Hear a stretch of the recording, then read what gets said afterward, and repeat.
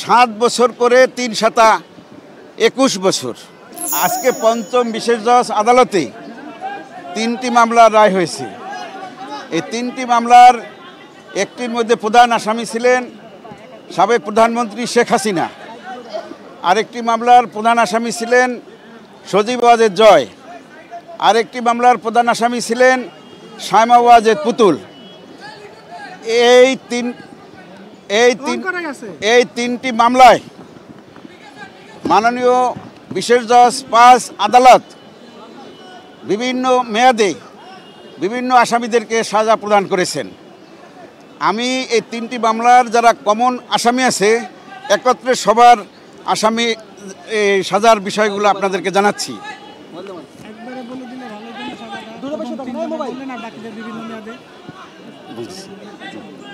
যে মামলায় শেখ হাসিনা প্রধান আসামি এবং উনি এই 3টি মামলাই আসামি হিসাবে আছেন, ওনার সাজা হচ্ছে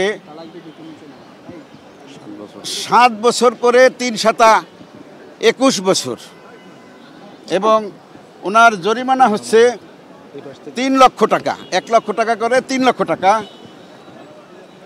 অনাদায়ে 18 মাস বিনাশ্রম কারাদণ্ড 6 করে। শায়মা ওয়াজেদ পুতুল যে মামলার প্রধান আসামি তার সাজা হচ্ছে 5 বছর। উনি একটি মামলারই আসামি, তাই ওনার সাজার মেয়াদ 5 বছরই। সজীব আহমেদ জয় উনি যে মামলার প্রধান আসামি ওই মামলার ওনার সাজার মেয়াদ 5 বছর এবং 1 লক্ষ টাকা জরিমানা। এইভাবে সকল এখানে 21 জন আসামি,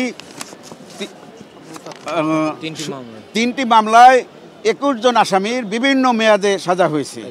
যারা এই 3টি মামলায় কমন আসামি আছেন তাদের সাজা ওইভাবেই ক্রমান্বয়ে, যার প্রথম মামলায় সাজা যদি 3 বছর হয়ে থাকে পরবর্তী 2 মামলা 3 বছর ধারাবাহিকভাবে খাটবে, একত্রে না, ক্রমান্বয়ে আলাদা আলাদা সাজার। আপনি পর্যবেক্ষণে আদালত কি বলেছেন এবং এই সকল পর্যবেক্ষণ বাস্তবায়নের জন্য কোনো নির্দেশনা দিয়েছেন কিনা? আদালত তার রায়ের মধ্যে সংক্ষিপ্ত একটি পর্যবেক্ষণ প্রদান করেছেন।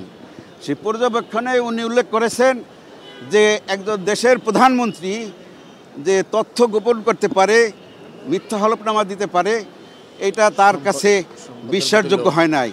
সে অবাক হয়ে গেছে যে একটা দেশের প্রধানমন্ত্রী কিভাবে 4 বারের প্রধানমন্ত্রী উনি কিভাবে মিথ্যা হলফনামা এবং তথ্য গোপন করে জনগণের সম্পদ উনি মিথ্যাভাবে নিয়েছেন।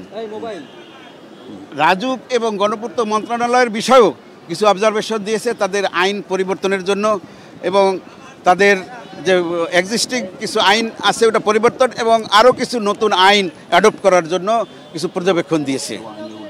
কেউ আইনের ঊর্ধ্বে নয় এবং রাজুকের যে প্লট বরাদ্দের বিষয় যে বিধিবিধান তার সাপেক্ষে উন্মুক্ত পদ্ধতিতে ডিজিটাল পদ্ধতির মাধ্যমে এবং সরাসরি প্রকাশ্য মিডিয়ায় আনয়ন করে প্লট বরাদ্দের জন্য এই লটারি সিস্টেমটা করার জন্য একটা পর্যবেক্ষণ দিয়েছেন।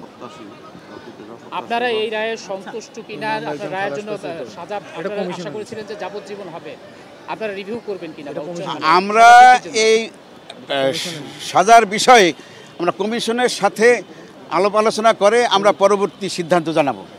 একটা জিনিস বলেন, আপনি যে কথা বললেন যে আদালত পর্যবেক্ষণ দিয়েছে, তাহলে এই রায় ভবিষ্যতের রাষ্ট্রনায়কদের জন্য দুর্নীতি করার ক্ষেত্রে দৃষ্টান্ত হয়ে থাকবে কিনা আপনারা কি মনে করছেন? আমরা অবশ্যই মনে করি, কারণ এই রায় কেউ ঊর্ধ্বে নয়, আইনের ঊর্ধ্বে নয়। ভবিষ্যতে যারা রাষ্ট্রনায়ক থাকবেন, বড় ঊর্ধ্বতন কর্মকর্তা থাকবেন, তারা যেন এই রায়টা দেখে দৃষ্টান্ত হিসাবে থাকবে।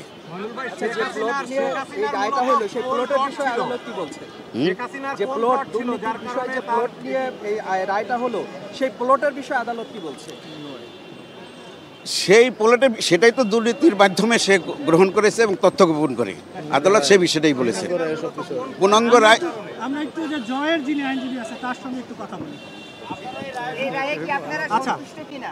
এটা কমিশনের বিষয়, এটা একবার তো আমরা বললোই। তো বলেছি এই রায় আমরা আমাদের প্রত্যাশিত অনুসারে হয় নাই। আমরা পরবর্তীতে আমাদের কমিশনের দুর্নীতি দমন কমিশনের সাথে আলাপ করে আমরা পরবর্তী সিদ্ধান্ত জানাবো। শেখ হাসিনার কোন প্লট ছিল, তার কোন আবাস থাকার কারণে এই প্লট তিনি শেখ হাসিনার সুদা সদনে নিকট থেকে ওয়ারেন্টে প্রাপ্ত হয়েছিলেন এবং ওনার পিতার নিকট থেকেও ধানমন্ডিতে অবস্থিত আরেকটা প্লটের থেকেও উনি প্রাপ্ত হয়েছেন। আমরা দুদকের প্রসিকিউশন অর্থাৎ আইনজীবী হিসাবে এই মামলায় কাজ করেছি। সেক্ষেত্রে দুদক হলো এই মামলার একটি পক্ষ, আর আসামি পক্ষ যারা রয়েছেন সেটা তো জানেনি। সেক্ষেত্রে রায় সম্পর্কে আমরা কমিশনকে, দুর্নীতি দমন কমিশনকে অবহিত করব। সে রায়ে দুর্নীতি দমন কমিশন সন্তুষ্ট কি সংক্ষুব্ধ সিদ্ধান্ত ওনারা নেবেন এবং সেটার উপর বেসিস করে পরবর্তীতে এই রায়ের বিরুদ্ধে ওনারা দুদক কমিশন উচ্চ আদালতে যাবেন কি না সেটা শুধুমাত্র সিদ্ধান্ত নেওয়ার একমাত্র ক্ষমতা হয়েছে দুর্নীতি দমন কমিশনের। সেক্ষেত্রে পাবলিক প্রসিকিউটর হিসেবে এটা সিদ্ধান্ত আমাদের নেওয়ার কোনো সুযোগ নেই বা আপনাদেরকেও জানানোর কোনো সুযোগ নেই। আচ্ছা রুমি ভাই, জয়ের যখন রায় করেন তখন বিচারক একটা অবজারভেশন দিয়েছিলেন যে যদিও উনি সরকারি কর্মকর্তা ছিলেন না কিন্তু একজন প্রধানমন্ত্রীর ছেলে ছিলেন, তো এই সময়ে প্রধানমন্ত্রী মানে শেখ হাসিনার ব্যাপারে বলেন যে তার তো কোনো সম্পত্তির লোভ বা টাকার লোভ থাকার কথা না, বিচারক দুঃখ প্রকাশ করেন। তো এক্সাক্ট অবজারভেশনটা কি একটু বলবেন? দেখেন, এক্সাক্ট অবজারভেশনে যতটুকু আমি এখন রিকল করতে পারছি সেটা হলো উনি প্রায় যেভাবে হোক না কেন 4 বারের প্রধানমন্ত্রী ছিলেন শেখ হাসিনা। সেক্ষেত্রে আবার উনি যিনি আপনার আজকে স্পেসিফিক মামলা যিনি সজীব আহমেদ ওয়াজেদ জয়, তিনি প্রধানমন্ত্রীর উপদেষ্টা হিসেবেও ছিলেন। সেক্ষেত্রে তিনি একটা দেশের প্রধানমন্ত্রীর ছেলে হিসাবে রায়ের ভিতরে কিন্তু বিজ্ঞ আদালত কিন্তু স্পেসিফিকলি একটা ওয়ার্ড আমাদের যিনি মাননীয় বিচারক ছিলেন আব্দুল্লাহ আল মামুন, তিনি স্পেসিফিকলি একটি ওয়ার্ড উল্লেখ করেছেন যে গ্রিডি আই, অর্থাৎ এই যে আপনার জনসাধারণ বা জনসাধারণের সম্পত্তির উপর রাষ্ট্রের সর্বোচ্চ পর্যায়ের ব্যক্তি হয়েও ওনারা যে আপনার একটা গ্রিডি আয়